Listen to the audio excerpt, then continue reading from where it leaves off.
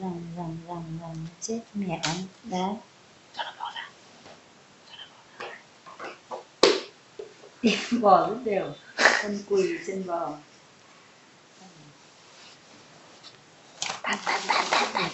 Hết rồi, bà đẩy vào là nó nhìn thấy rồi.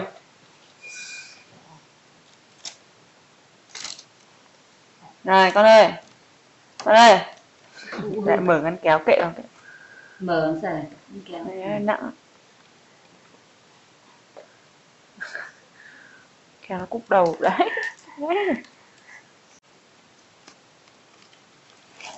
Này, bẩn. Bẩn lắm. Kìa gấu kìa con. Này, ra lấy con gấu kìa. Ra lấy gấu đi. Gấu. Trông như con cún ném đồ đi, không quay lại lấy. Ớ.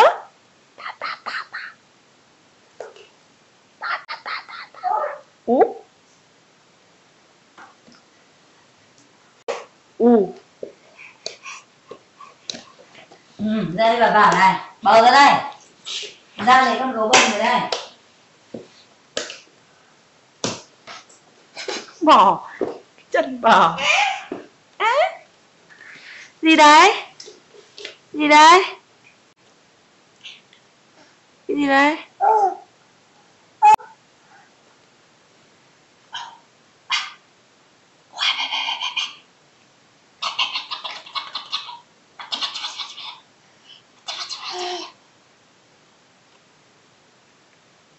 Làm gì đấy?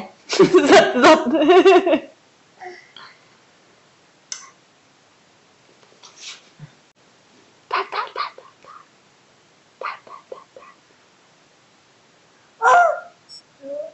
Uốn nhéo.